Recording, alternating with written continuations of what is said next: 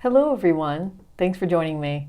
This is the second conversation of the two I wanted to have about books I read in 2022, some of my favorites, since I didn't do a video at the beginning of 2023 about my favorite books.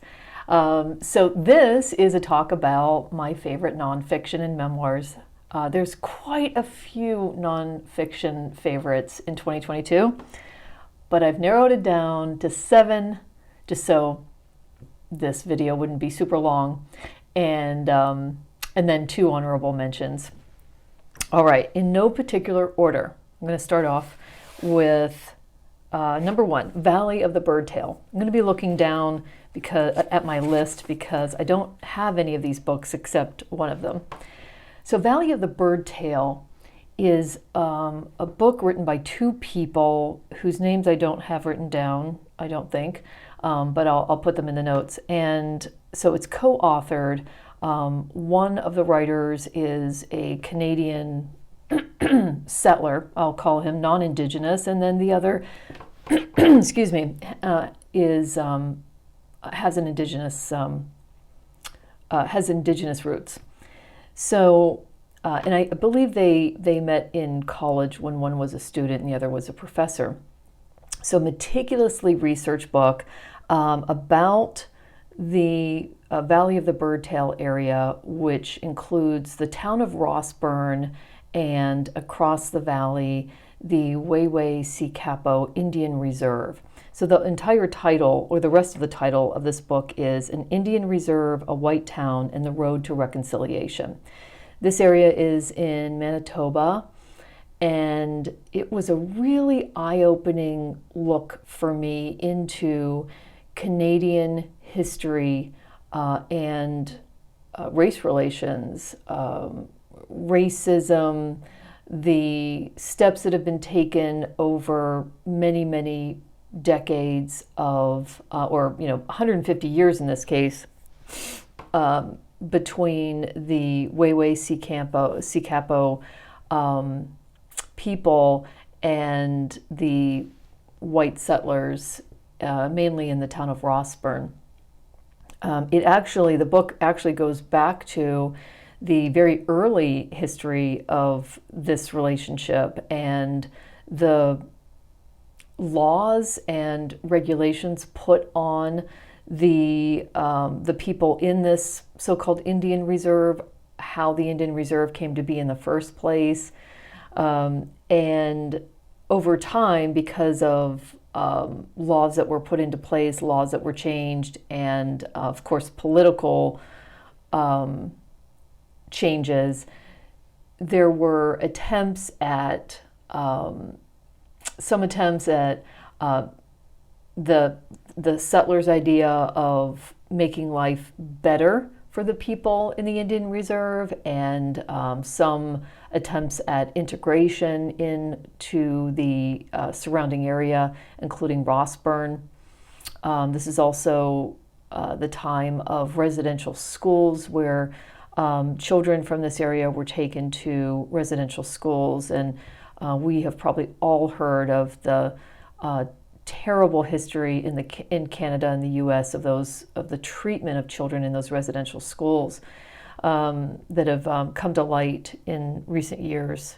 So it's, however, meticulously researched, but spun into a story of multiple generations of the Indigenous people in the story and of the white settlers. And what I really appreciated about this book is lots of history, and it's broken up into chapters of different time periods, but it also focuses in on one generation of the white people in this area and one generation of people of the Wayway-Secapo tribe, and it shows either how people in this Indian Reserve have benefited from some of the help they've received from the outside, and how they have certainly not been helped by some of the restrictions and so-called help that they've received from the white settlers. It really was a way for me to begin to learn about this history and also learn about the continuing road to reconciliation that this area is on. So even though the history is tough to read about, the way that these two authors wrote this book, it is also personal stories and triumphs, and you really care about the people, all of the people that you are following in this multi-generational story. So really well written, a good way into learning about this injustice that's happened in Canada and the U.S. So it was a way for me to just whet the palate to learn more and to go on to read other books and to look out for other sources of material for this history in Canada and the U.S. All right, number 2, Cheap Land, Colorado. This was written by a journalist named Ted Conover. And the reason this book is on the list is one of the things that attracts me to nonfiction is quirkiness. I lived in Colorado for a number of years in the 90s and just love the state. I love visiting. It's a place that we go back to, and we really appreciate the mountains and the prairies and the more desert type sections of southwestern Colorado. This book, the reason it's called Cheap Land, Colorado is those 3 words. Cheap Land, Colorado is a very common search, apparently, a very common Google search. And people are searching for cheap land, and they are searching for a place to go where they might be able to buy many acres of land for $10,000, $20,000, but it's undeveloped, and so there is no source of water or electricity, which means there's no source of heat. It all has to be brought on with you if you're setting up a place to live on a parcel of land. So the journalist visits a certain area of Colorado that has these parcels of land where people are allowed to live without electric and water and sources of heat, that they're able to use generators and bring in potable water. The book explores who is living this way, who wants to live this way, and why. The journalist Ted Conover actually lives in a travel trailer for some time and immerses himself in these neighborhoods of people that are living in an off-grid way. So I love the personal stories of some of the people and some of the families. And then Ted does like a macro view of off-gridders in general. So just fascinating subject matter, and really well written by this Pulitzer Prize winning author. Okay, number 3, Spellbound by Marcel is the name of this book, and the rest of the title is Duchamp, Love and Art. So this book talks about Marcel Duchamp in a period of his life when he comes to New York City along with a lot of other artists of all kinds from Europe, war-torn Europe at the time in the 1910s. And this is at a time that they come to New York, and the wealthy people in New York have these salons. The Ehrenbergs are part of this group of wealthy people, and they have artists come to these salons, and artists are happy to come and mingle with other wealthy people, and hopefully perhaps the wealthy families are able to sponsor exhibits, and the artists are able to get exposure. So one of those artists is Marcel Duchamp, and he exhibits his just extraordinarily famous and controversial abstract painting called Nude Descending Staircase. Is that what it's called? And it just takes the U.S. By storm, and is written up in all kinds of newspapers because it's considered lewd. It has the word nude in it. It is abstract, but it's supposed to be a nude woman descending stairs, and all of this is very scandalous at the time. I think the art exhibit it was exhibited at was in Chicago. So it's a wonderful snapshot of New York City at this time, and artists and ceramists and actors and singers all coming together from Europe and having relationships with each other. So the book also includes a story about a love triangle between Duchamp and Beatrice Wood and another guy. I think he's a writer. And the interesting thing one of the interesting things about this time period for me is that women in this group of artists, in this very particular group of artists, have a lot of freedom in a way that is just not normal for this time. Sexual freedom and freedom to be artists, and they may not have a lot of money, but they at least have freedom and feel like they're not necessarily within the same strict structures, social structures. So that's a really refreshing thing for me to read about, and I just love reading about artists in the 1910s and the 1920s. Book number 4, Being Ram Dass. So this is Ram Dass's last memoir, and it's about, first of all, Ram Dass has written lots of books, and he's a really great writer of memoirs and books because of his just folksy, normal way of talking and writing. So Ram Dass his name is Richard Alpert, and he started off as a Harvard-trained psychologist. When he was at Harvard, he conducted this research, these studies using students, and he was running this research by giving students LSD and psilocybin, which is a chemical like LSD.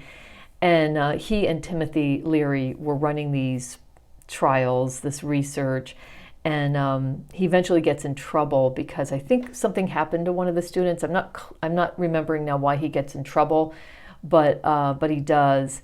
But he's a big believer in these chemicals, both helping people to process some things, but also for himself and his friends, they're able to get to a state of enlightenment. So he eventually goes to India and meets a guru. I think it is Maharishi, and is just amazed to see that gurus and other followers of this Maharishi are saying that they have reached a state of enlightenment and awareness, but not by using LSD. But through meditation. And so this is his first exposure to meditation, and eventually just becomes a follower and a real devotee of Maharishi, and eventually gets the name Ram Dass. Comes back to the West and starts spreading the word about his newfound ways of reaching enlightenment. So this book takes place in the 50s and 60s, and the cool thing, and the other thing that I really enjoyed about it is that he is surrounded by famous people that we know now as famous, like Bob Dylan and Jack Kerouac, and I'm blanking on the names of the famous writers and singers and actors of the time. So you get just a real glimpse of the 60s scene, and he's connected with that. So I really enjoyed it. I'm going to say I really enjoyed it for all these books. Number 5 is Happenings by Annie Ernaux. I think Annie Ernaux won the Pulitzer Prize last year for, is it this book or The Years? I'm not sure. But this is a really short memoir about a specific time in Annie Ernaux's life in the 1970s in Paris when she becomes pregnant from a boyfriend. They're not going to get married. I don't recall now if she's even with this boyfriend anymore when she finds out that she's pregnant. And abortion is illegal at this time. So it's her story about having conversations with a doctor, trying to find out in secret where she could get an abortion. It's all very scary stuff at this time. Not only scary because it's illegal, but scary because it's being done in, backdoor ways. So this is a harrowing story and difficult at times to read, but with Annie Ernaux's way of writing, I didn't realize until I was well into the book, and then after I was done, just the craft of her writing makes this story a story that only she could write. So I really appreciate her writing. I've read another one of her books called The Years, another memoir, and it's written in a completely different way. I didn't connect with it as much, but I haven't gone on to read some of her other memoirs. But I certainly would.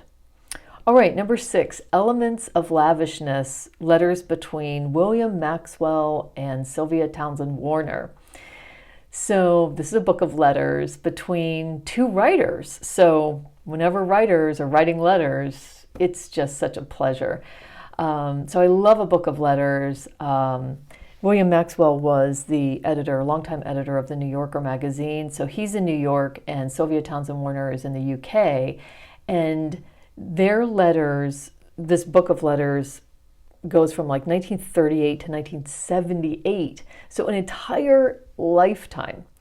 The early letters are very formal. He's an editor at the New Yorker. He's talking to Sylvia Townsend Warner about short stories that she's sending in and whether he can, whether they're going to use them or not. But over time, they form a friendship and they get to know each other better. They get to know each other's families. They're asking about each other's pets. And of course, a lot of history takes place during those 40 years. So World War II and other really key events over those 40 years between 1938 and 1978.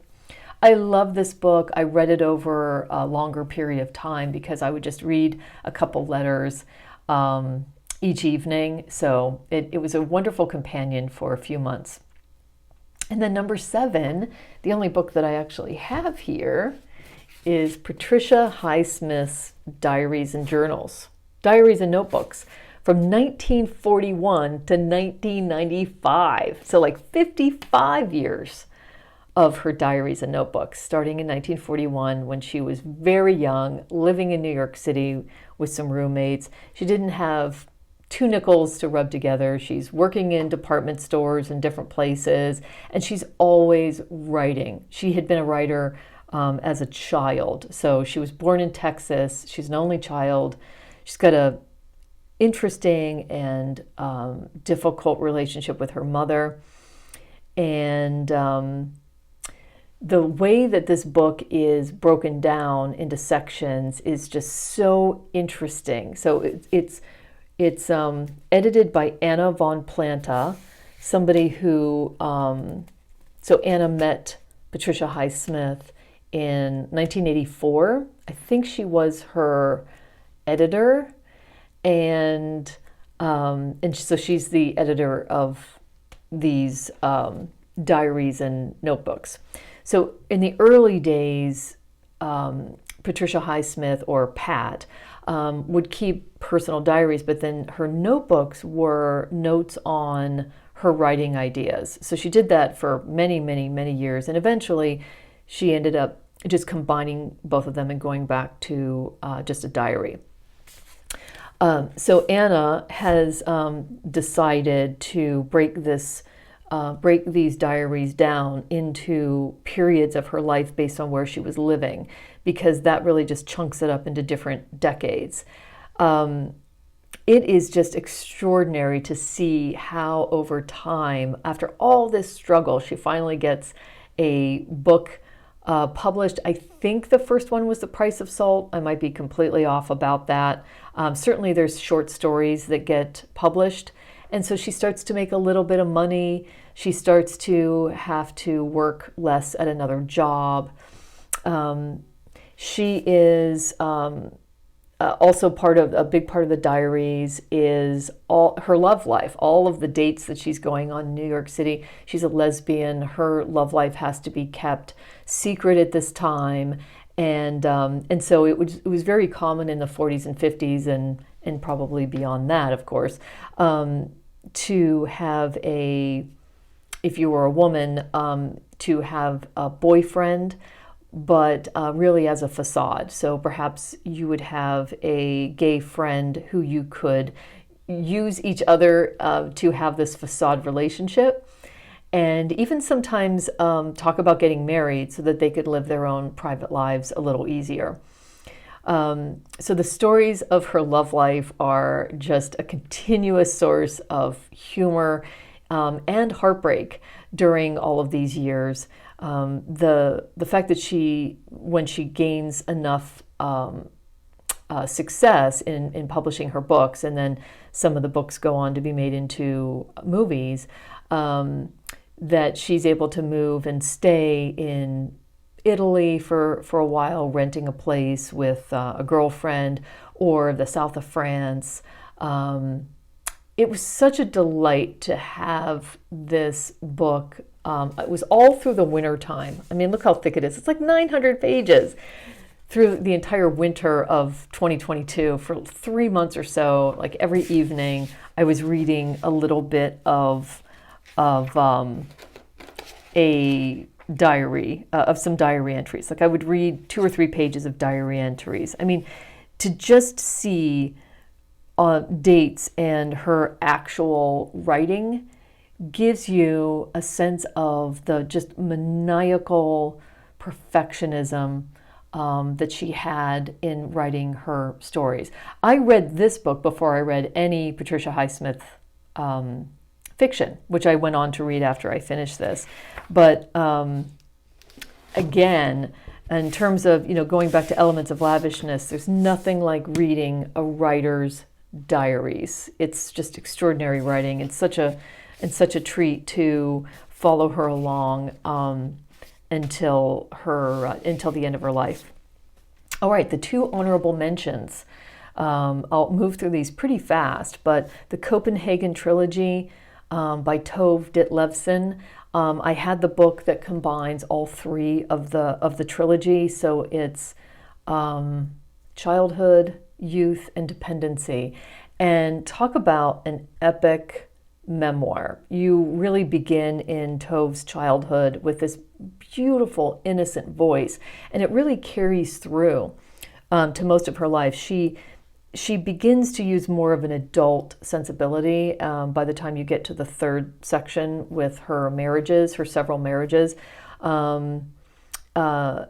But it's such an innocent yet straightforward, clear voice that even with that straightforward writing, you really feel so much for her, and you're rooting for her all along the way. She's writing poetry. She's trying to work to bring in some money.